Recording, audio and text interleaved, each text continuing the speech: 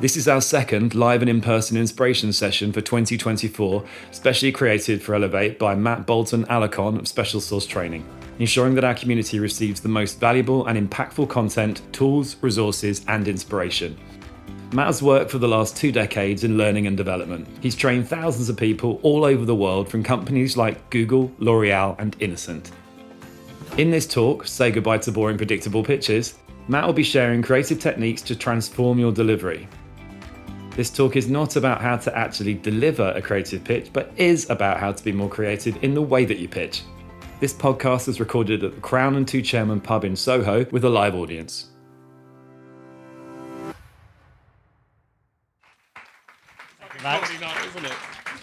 Hello, everyone. Hello, I'm Matt, as Max said. I'm from a company called Special Source, as Max said. I'm really pleased to be here tonight. I'm here to talk to you about how to do an even more engaging presentation. We're going to be about 40 minutes, as Max said, and there might be a bit of time for Q&A at the end. All good? Yes. Never start a presentation like that. Okay. So no, that wasn't feedback to Max's kick-off of the day. But if you want to engage people when you're doing a pitch, a presentation, whatever it may be, please never start with that level of predictability, because it's what everybody else does. And the moment you do that, people go, I've seen something like this before. They zone out. They start thinking about other things in their life. And it takes them a while to get zoned back in again. Okay, so later on in the presentation, I'll give you some tips on how to start in less predictable ways. Okay. However, I want to start with a story. Okay, so a quick story for me is called Bob Then Me. Okay, so anyone tell me who the gentleman is on the left?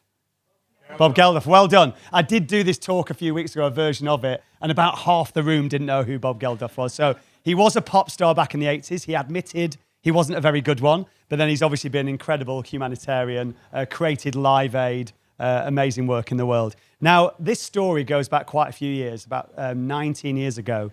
I used to work for an innovation consultancy, and the senior partners of this innovation consultancy had said, oh, Matt, you should be one of our keynote speakers. So they put me on at various events, so 100 people, 200 people, and then they said, there's quite a big one coming up.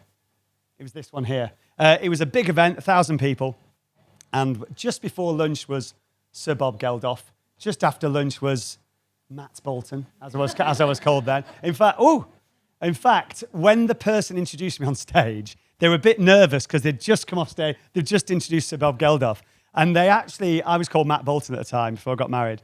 And they introduced me and they said, ladies and gentlemen, to talk about the power of innovation, Michael Bolton. Now, again, for most people in the room know who Michael Bolton is. If you don't know, he was a pretty dodgy soul singer from the 80s. Really good voice, but very dodgy haircut. Anyway, I walked up on stage and everyone went, that's not Michael Bolton. And a few people looked quite disappointed, but most looked quite relieved. It was me anyway. But I had to do a talk, quite a big audience, quite a high fee, and it went okay. Bob was the highlight of the day. I'm not going to say I outstaged Sir Bob Geldof, but I did okay. I held my own. And what I would say is, it wasn't just the delivery; it was the prep that I put into that moment. I knew the stakes were high. So what I'm talking about today is exactly that. What are some of the hard yards you could put into any talk you're giving, a presentation, a pitch, internally, externally? What are some of the things you can do in the build-up to that event, okay? Give me a little sense check in the room. If I said body pull, 0 being here with your hands here, to 100, ready to go, how confident are you in your ability as a presenter, an engaging presenter? Just show me, 0 to 100. Right, okay. So we've got quite a spread. We've got some people going, I'm about here. It depends on what day it is. We've got some people a bit more out here, probably done more of it, all those things. My goal in the next 40 minutes is just to increase that confidence, that positivity around your ability. Okay, so I've been doing this stuff, I say now, for 20 years. I do about 20 to 30 keynote speeches a year, normally on the subject of creative thinking and innovation. Some of you have seen some of that work I've done in the past with Elevate. I also do a bit of conference emceeing. So I host big conferences, around the world, either virtually on various platforms or live in the room. And I also coach a lot of the people who are delivering the keynote speeches, like the CEO, whoever it may be. So that's the kind of background. I do it with companies like Google, with L'Oreal. I'm working on their HR convention, a big global gathering in Paris in a few weeks' time. So that's the kind of work that I do. So let's get into it. So does anyone's journey look like this? I don't know if you're in a situation where you go, right, I need to do a presentation on a particular date, but I'm here now. Yeah, I'm at the beginning. I know it's in a few days or weeks' time. I'm here now. Does anyone's journey look a little bit like this on the way to it? I think it can be quite messy. It can be quite stressful. What I've got is a little bit of process I'm going to give you, if you don't mind. Now, before that, I just want a bit of a confessional live in the room. I think there are some bad habits that we creep into from this position to where we end up, where we've got to present in a few weeks' time. I want to do a live confessional in the room. So these are all things I've done. If any of these resonate, I want you to raise your hand and say, "'Twas I," as well. You're going to agree with it. So anyone in the room, when they have to deliver a talk, immediately start writing a detailed script? "'Twas I"? Yeah? Okay. What about you go straight into building PowerPoint slides? Raise a hand. Popular one in the room, okay? Do you ever go, "Oh, what have I done before?" Start looking, yeah. Normally a PowerPoint deck as well. Anyone leave it tonight before? Go on, Max, put your hand up. Everyone saw the intro. No, I'm joking. I know you're super prepped, don't worry. You just make it look casual. No, that's all good. So I think, though, these are bad habits we all get into, by the way. And so here's a little tip. Next time you've got to go on that journey I just described before, from need to create something to presenting, I've got the 3 C's. Okay, 3 C's to remember this by. Now, I describe it as think before format. I think the danger is often we go, right, I've got a presentation. I'm going to be delivering at a conference or pitching on PowerPoint. Immediately, I open up a PowerPoint. That's dangerous, because you're just there going, I'm in the format I'm going to be presenting in. I've got no idea what's the content or how I'm going to engage people. Okay, so my first step would be do some quality thinking before you get anywhere near that end format. And here are the 3 C's. The first step is to create. My advice on create is have a whiteboard. I have a board at home. I have loads of Post-it notes. I'm a walking cliche at home in my home office. And I just go, what are the various bits that could go into this presentation? And it's a bit like a detective's incident room. I'm kind of moving stuff around, linking them and all those things. But it's really deliberately scrappy, okay? That's the first step, create. Then I'd recommend collide. Collide with someone that isn't as close to the content as you. Ideally, someone who's a bit cynical. So a good friend of mine, Tim, used to work with him for many years. He's seen me in action a lot. Anytime I've got a high-stakes presentation, I go to Tim and go, can I just hit you with the headlines? Not the whole thing, just like, it's maybe a 2-hour talk. Let me give you a half an hour. And all he does is listen and then tells me all the bits that don't quite work. Okay, so collide it with someone else, ideally who's a bit of a cynic, but you're friendly with. Not someone who's evil down the pub, hates everything, blames Gareth Southgate for everything. Late substitutions, though. Let's not go there. But collide it with someone who's a bit cynical. And then the final stage is then craft. That is then time to open up the laptop, whatever you're presenting on the format, and go, right, it's time to craft those elements of my presentation. So try that the next time you're faced with that challenge of need to engage people. Okay. So I'm going to get into now more of the kind of crafting, okay? How to build a presentation that is engaging, it's memorable, it makes you stand out from the crowd. But I have got a very competitive challenge in the room. There's going to be one winner. There is a bag of crisps. You will have a choice of flavor, everyone. You will have either sweet chili, okay? Or you will have chorizo, yeah? You've got to do it with the otherwise it's not authentic. Okay. It would just be authentic. So, right, okay, so, terrible. So, right, are we ready? Competitive exercise. I'm looking for a number. It's the correct number I'm looking for, not just a random number. It's somewhere between 0 and 100, but it's the answer to this question. Who can tell me in the room how many days there are on the glorious month of September? Nick, you were straight out the blocks, right? Round of applause, by the way. Nick, if you just listen, that is what they call begrudging applause. Everyone wanted to win. Before we get into it, chili or chorizo? Do you want me to pass you the bag there? Would that help? Yeah. Not just interested. You want to partake? Right. Okay. Right. Okay. Right. So well done. A few people were nearly there as well. By the way, I did it the other week. Asked the same question. Someone put the hand up really, really aggressively and went for it. I went 31. That was an awkward chat for the next minute. Anyway, I'm going to go a bit Derren Brown kind of, or illusionist, mind reader, and I'm going to go, Nick, I think, am I right? I'm going to go back into your childhood. Somewhere in the past, somebody, an elder, it could be a teacher, family member, has almost taught you the days of the month in quite an engaging way. Let me just go there. I think you're educated in the northwest of England. I think they call it Merseyside. Am I right? This isn't set up, is it? Yeah. Okay. Was it a rhyme? Yeah. Can you hit us with the rhyme into the microphone? Because we're doing a live Elevate podcast. Just the first line of it will be fine. 30 days has September, April, June, and November.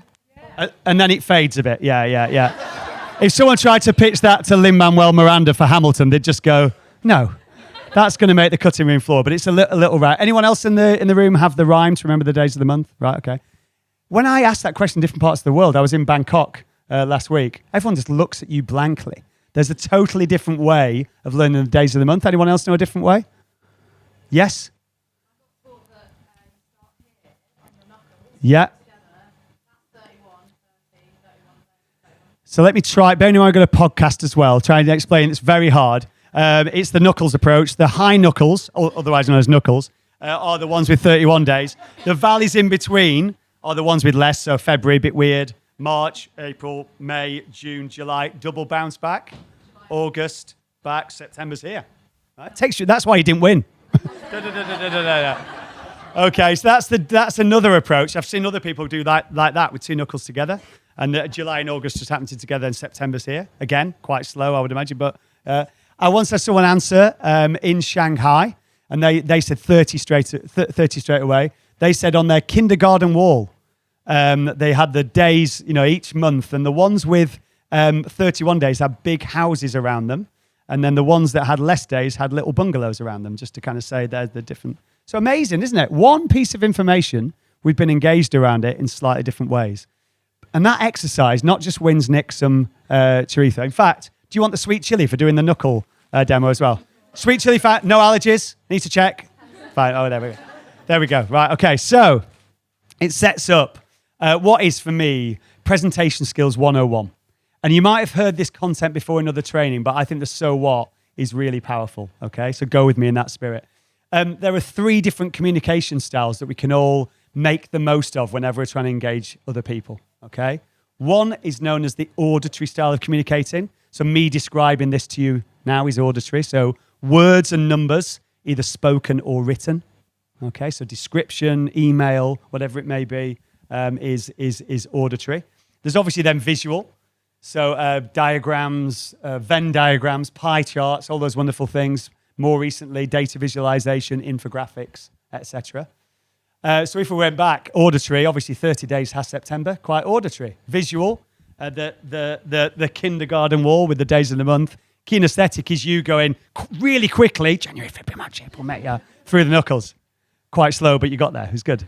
And that's the third one, kinesthetic, which is where you have to experience something, go through the motions and emotion of something to really understand something or really land a point. So if anyone's a bit like me, if you bought some flat pack furniture you needed to assemble at home, you obviously leave it there for a few weeks to gather a bit of dust. Then you might open them up, read the instructions. My eyes glaze over. I then look at the diagrams and go, oh, it's making a bit more sense. But the thing that locks it in for me is see a wonderful YouTube creator go on there and walk you through the steps of how to put up the shelves or whatever it may be. That's when it really locks in. Okay? So 3 very different styles of communicating. Let me give a bit of a poll in the room. Who in the room thinks they're a bit more preference towards auditory communication, really good at remembering data points and stats? Give me a hand raise. It's a popular one. No one in the room. That is incredible. May kind of say something about the Elevate community. Who's a bit more visual? Really needs a diagram, does a bit of mind mapping in order to understand something. Just for the podcast, that is about 60% of the room. Who's a bit more kinesthetic? I need to go through the motions of something to really understand something. I've never had no one for auditory, by the way. But that I will land a point then. I will land a really serious point. The world of work biases one of these styles way more than the others in how we communicate. What is it? Auditory. The least, literally the least used preference in the room. I think the world of work looks like this. We have a massive dose of auditory.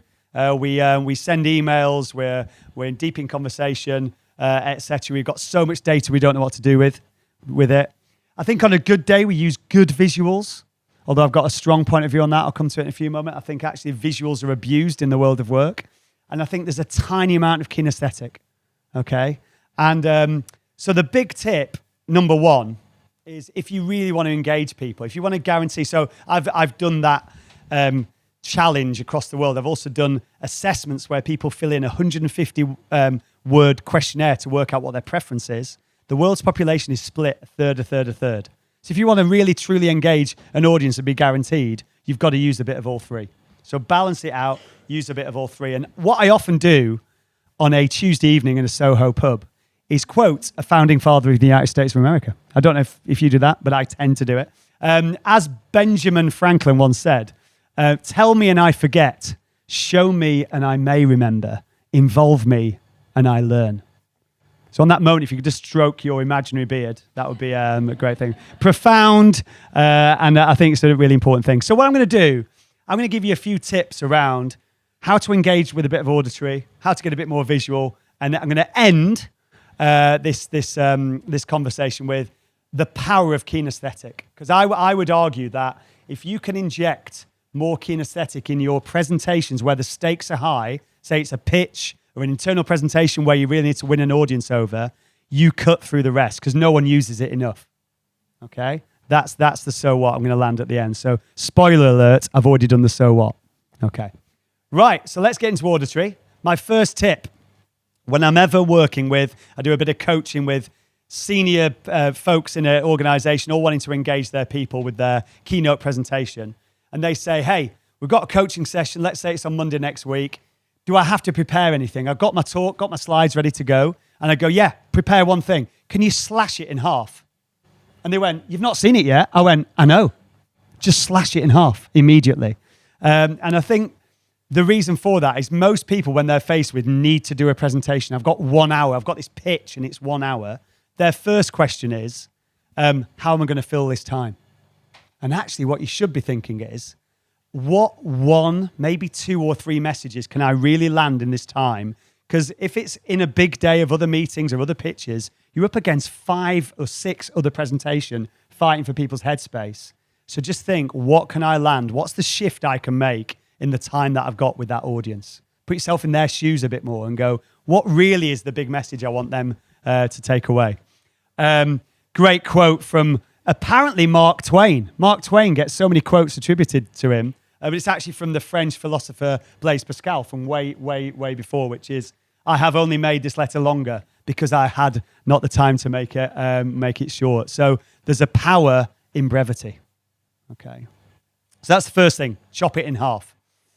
Right, now I'm going to get into the power of auditory, is the power of storytelling. Okay. Going to put someone on the spot, if that's okay, in the room. Can you give me a definition of storytelling? What does storytelling mean to you in your work? Telling a story. It is exactly that, telling a story. Simple but profound definition of storytelling, yeah, absolutely. Now, the reason why we sometimes, it's one of the most talked about subjects in the world of communication skills, but there's lots of definitions out there, so sorry to put you on the spot a little bit there. This is one that I like to use, presenting facts that encourage the listener's imagination. Okay, now there's a research psychologist from years ago did loads of studies on the power of storytelling, Jerome Bruner. And through the work he did, he identified the fact you are 22 times more likely to remember a story than a fact. Yeah, so they're really powerful things. If anyone's read any of the work from Brené Brown, who's a research storyteller, she talks about stories being data with a heart. Yeah, so they're really powerful to do. But the danger is in the world of business communications, and I know many of you are in the world of experiences and events and all those things. There's quite a few definitions of what a story is. So I'm going to present you with a very simple way of looking at a story. Last time I looked on Amazon, by the way, searching for storytelling in business and the art of storytelling, there were over 80,000 results shown up on the different approaches to storytelling. What I'm going to do is I'm going to tell you a really quick story. I tell this story in a lot of my workshops. Some of you have maybe even heard it before in a past workshop.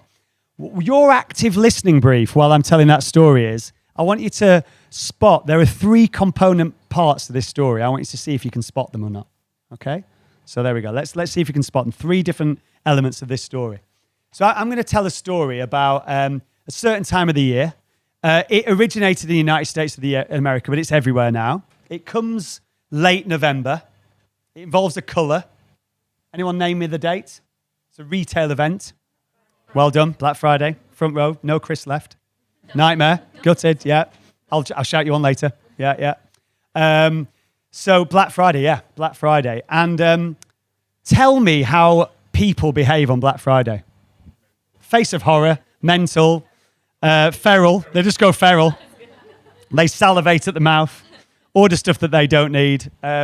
This is an image of some people fighting for HD televisions from Samsung a few years ago. So it's an incredible event. It's in the world of mainstream retail. It's the day of sales, the thing you need to do to drive your sales at the end of the year. Okay. Now the company I'm going to talk about here is one that have been doing Black Friday for quite a few years. They're a mainstream retailer, but they started to feel a bit uncomfortable about getting involved in it. Let me tell you why. They are called REI. Does anyone know REI in the room? So REI stands for Recreation Equipment Inc. Okay, they are an outdoor specialist. So if you want to get gear for cycling, skiing, running, whatever it may be, they are the people to go to. It's like a B&Q, if you will, full of outdoor equipment. All of their staff are outdoor enthusiasts. Amazing. It's a collective, so you can become a member. I'm actually a member. Got family in the US, so I go and buy way too much stuff for mountain biking in there. And they felt a bit uncomfortable about getting involved in Black Friday. I've just picked a drink up. I haven't drunk it yet. They say when you present it, by the way, there's 2 things you should do when you get invited up. It's to do something really natural, either drink or laugh, but not at the same time. So there we go.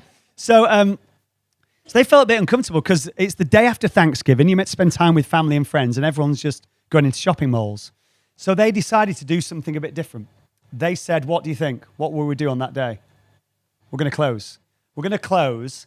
Big announcement, we're going to close. But then they didn't just leave it there, because if they just closed, all of the kind of consumer zombies would have just gone elsewhere for their fix of consumerism. So they decided to create a hashtag called Opt Outside. Spend time outside, doing walking trips with family and friends, doing environmental projects, whatever it may be. Tell us what you're doing. And in the first year, they got 1.4 million Americans to sign up. If there's any marketers in the room, they had 1.2 billion social impressions of people posting what they were up to out there in the world. Best bit of marketing activity in the year. And then you might say, show me the numbers. Any commercial people in the room, CEOs in the room going, yeah, but surely they were down year on year. This is their founder, Jerry Stritzka, very happy, camping on Black Friday in an REI tent, but they were up 9.4% year on year in terms of sales. So the whole kind of convention that you had to be involved, not necessarily true. That is the story of the power of Black Friday and going against the grain. Right, you tell me, what was in that story? There were 3 component parts of that story. Anyone have a guess?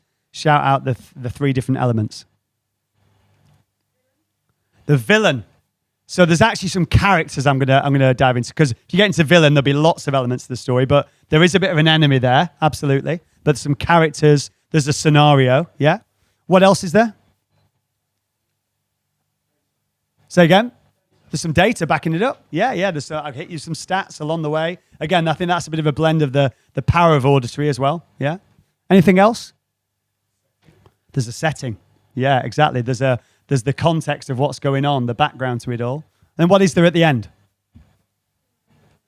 Yeah, there's a hero at the end. Again, we're back into characters, but there is a solution at the end. There's happy ends. Now, this is the way I look at storytelling. There's context. There's the scenario, the situation. We've got the characters, who's involved. There's often a struggle. Why? What are the barriers? What's the tension? What's the jeopardy going on here? And then there's often a resolution. What's the solution to solve for the situation that we are in? Okay. So my advice as part of any presentation is have stories baked into them. Has anyone here in the room, I know Max has, done a TED Talk? Yeah? Anyone done a TED Talk? Max, were you coached before you did one? No. Right, okay. So I know that when it's the big auditorium stuff where there's 1,000 people, it gets go on. You did. You had a kind of like mentor that kind of helped you structure it in the right way because they know what lands in a 15-minute scenario. So they were very particular about that whole thing of what do you want the people to leave the room thinking, or the thing you're going to make them change as a result of it. Yeah. So they coach people behind the scenes before they come and do a TED Talk. They don't assume that they're going to do that. And they actually give people what they call the TED Commandments, 10 principles around doing a great TED Talk. And number one of the TED Commandments is thou shalt tell stories. Okay? And my only advice tonight on top of that is stories don't always have to be case studies, things that your company have done in the past, success. They could be cautionary tales, organizations that have failed by not doing what you offer. It could be parallel worlds where you go to other industries that have done similar things and we're going to steal some of the principles from there. It can be personal anecdotes of projects you've been involved in, or personal anecdotes from friends that have been involved in projects, other people from Elevate, the stories you hear within here. So you can have a real mix of stories in the presentations that you give.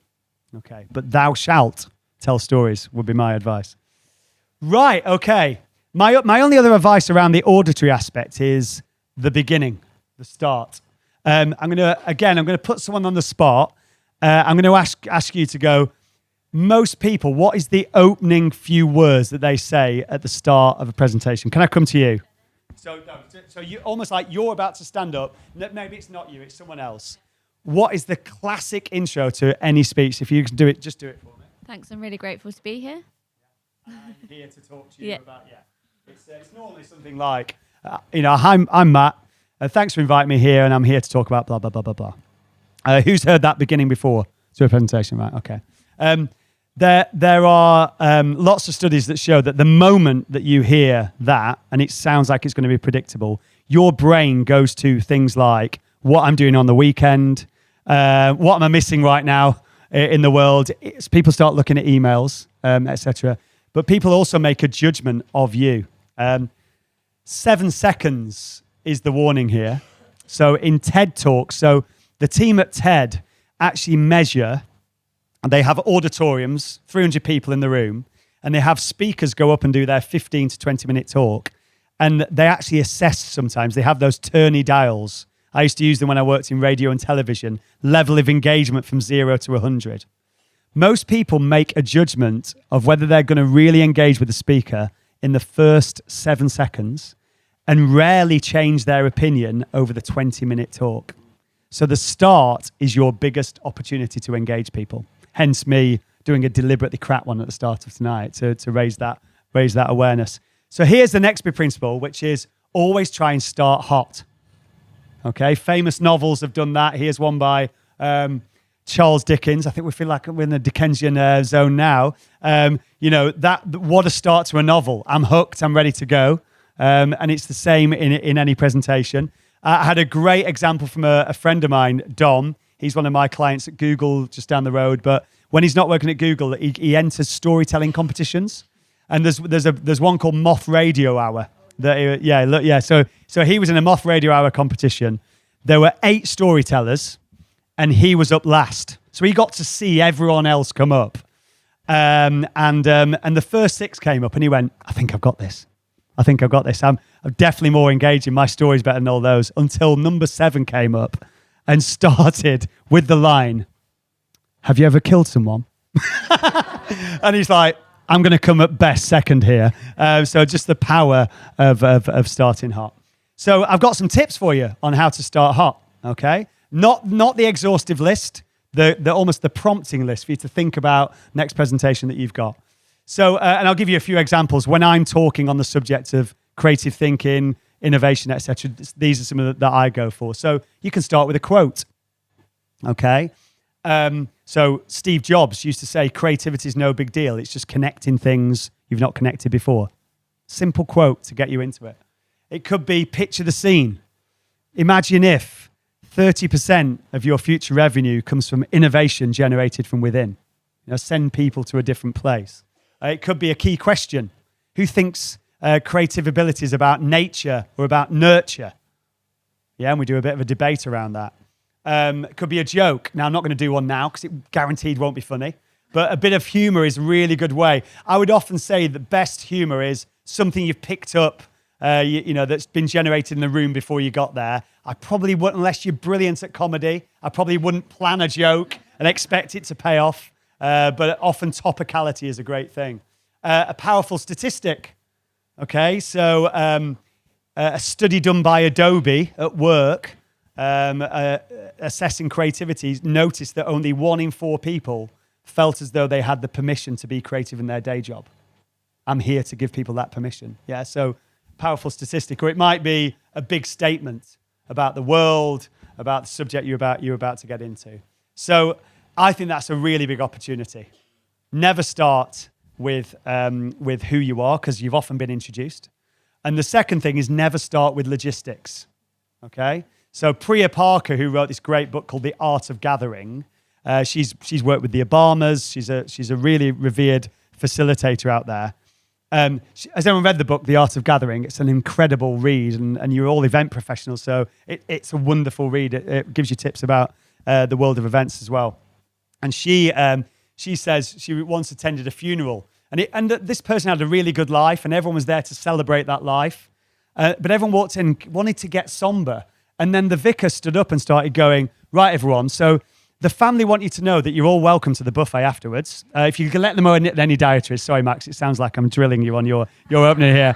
Let you know about any dietaries. And also, if you could just be mindful of the parking situation, because there's only space for 10 cars. So if you could park in the overflow car park to the pub round the corner, it's called the Flower Pot. Like, suddenly everyone's just there in logistics mode when they just wanted to have a somber moment celebrating a loved one. Okay, never start with logistics. Okay. So there we go. Start hot. Right, going to get into visuals now, but being mindful that this is a podcast, going to be very brief on this. Can anyone in the room tell me what this is? What you see on screen here was voted, I think it was about 8 years ago, but it was voted the world's worst PowerPoint slide ever to have been produced. But when I share this with quite a lot of groups these days, quite a few years on, they go, no, that's most of my working day being presented to. So my advice is that I remember working for EMAP, so the radio and TV business in one of my first jobs, and I was known as the PowerPoint kid because I could turn a presentation around. I could do animation. No one else could. I figured all that out early on. And PowerPoint was an incredible invention until we abused it in the world of work. We loaded it with data and detail. We made it into, you don't need to see all this. This is the leave behind after the event. That is no longer a visual aid, okay? So I think there should be 2 PowerPoint decks, the one that you present with, and then another one, which is actually the leave behind that will have the text and all the detail that you may need. I think when we start to make them look beautiful, we can really land important points through visuals, through infographics, all those things. We can be even creative. So a great example, another TED Talk. We use 4 million disposable cups per day to carry hot beverages in New York City. How could you visually bring that to life? What's the equivalent of that? Think New York City. Get creative with me. Or the Statue of Liberty. If we stacked all those cups, on top of each other, it would reach the top of the Statue of Liberty. So be creative around visuals. Don't abuse a fabulous visual medium. Okay. And then my final point, just to end on, is the power of kinesthetic. And I would argue, my big argument for the entire talk today is if you can inject some form of kinesthetic, i.e. experience, bit of surprise, bit of the audience doing something, I think it's your opportunity to stand out from the rest of the crowd. And I'm just going to hit you and end you with 2 stories, which are auditory. But actually, a good story is kinesthetic because it transports you into another world, often in someone else's shoes. So I'm going to end on 2 stories about the power of kinesthetic and standing out, and they are actually in pitch situations. So this one's from a friend of mine.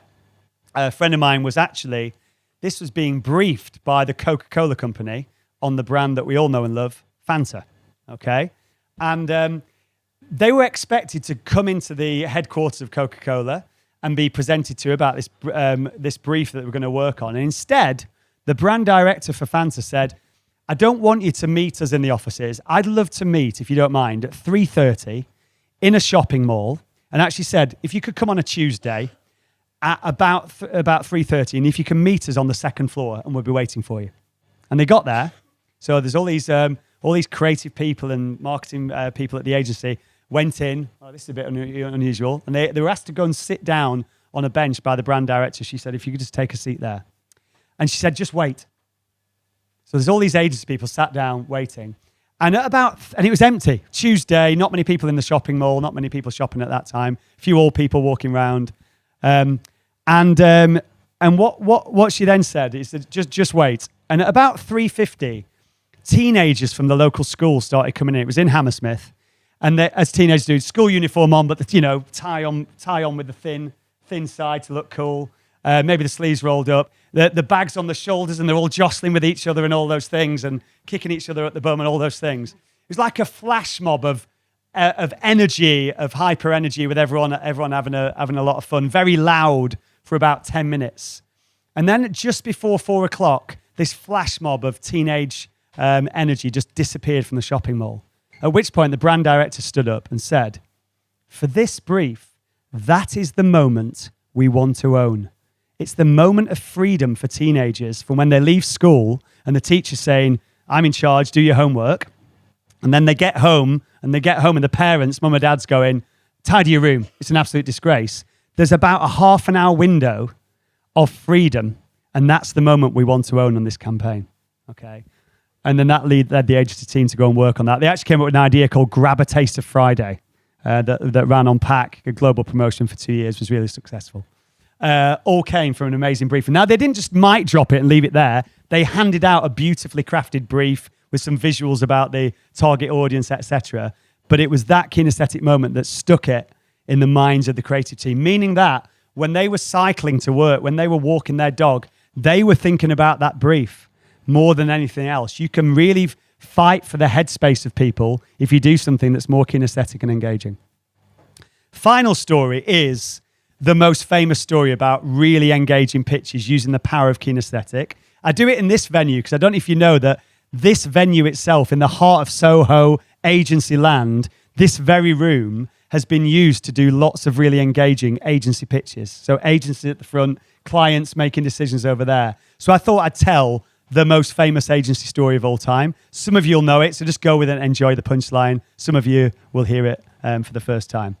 And then that's me done. You can network, have some nibbles, eat some sweet chili crisps. So we're going to go back to 2 years after I was born. Go on, Max. 1960. You're a funny man. You're a funny man. I'm going to go back to 1977. One of the biggest accounts in this country. We might get, with a Labour government, we might get back there, actually. It was the National Rail account. So obviously nationalised railway, British Rail account, should I say. And it was a full-service pitch. So even back then, it was a multi-million-pound pitch that people were going for. And British Rail, the board of British Rail, there was actually 5 representatives, were going around to all the big agencies in town. They were being pitched to red carpet treatment from the likes of Ogilvy, Saatchi, etc. And as a lot of the times in these situations, they put a bit of a wild card on the list, on the roster. And they put them. It was ABM, Allen Brady Marsh Advertising Agency. They'd only be going for 2 years, okay? So they could go for it. They were fit. Cheers. They were 4th or 5th in the running. they could just go for it because they didn't think they had any chance to win that account. Okay. The pitch was at 11 a.m. Okay. So they arrived on time, all suited, ready to go, all ready to go. And they went up to reception. One of them went up and said, hi. And they couldn't interrupt the receptionist because the receptionist was on the phone talking about the night before that they just had. And the conversation went along the lines of, yeah, I met this guy, Steve, I think it was. Or it might have been Simon. Began with S, but he was really nice. We got on really well. We stayed up till 2 a.m., had a few too many drinks, and I only just made it to work this morning. And then she actually looked up and said, hiya, sorry, yeah, can I help you? And put the phone into her chest like this. And it was Peter Parker, who was the chairman of British Rail, said, we're actually here for a pitch. We've got a very big pitch. At 11 a.m., we're from British Rail. She went, do they know you're coming?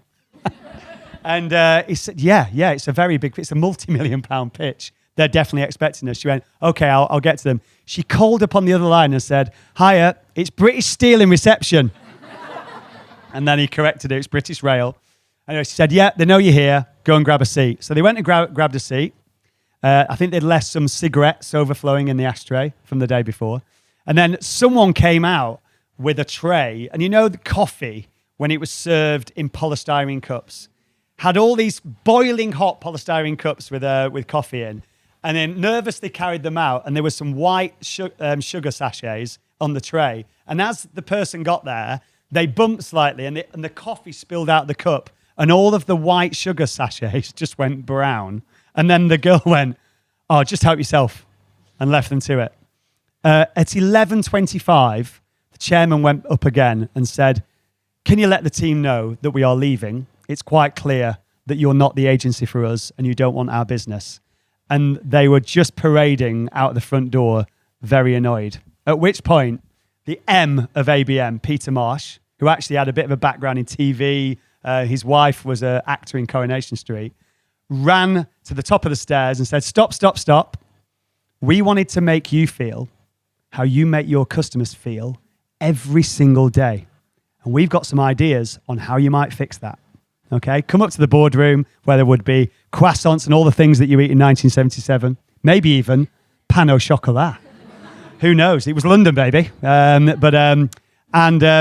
they didn't win it then. They obviously had to have great ideas. They needed the data. They need to go through procurement.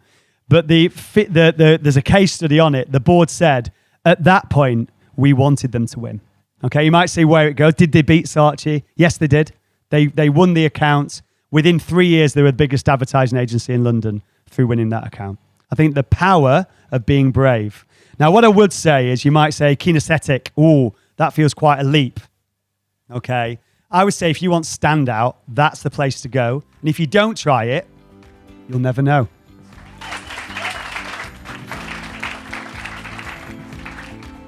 That was Matt Bolton-Alarcón from Special Source Training. This project is powered by our partners and supporters We Are Collider, PSP, Jack Morton, Powwow Events, Smyle, Special Source, The Hoxton, ABPCO, CastleBell, Event Decision, Live Union, TRO, Nick Neal and Times 10 Coaching. Together we're changing lives, careers and the events industry for the better.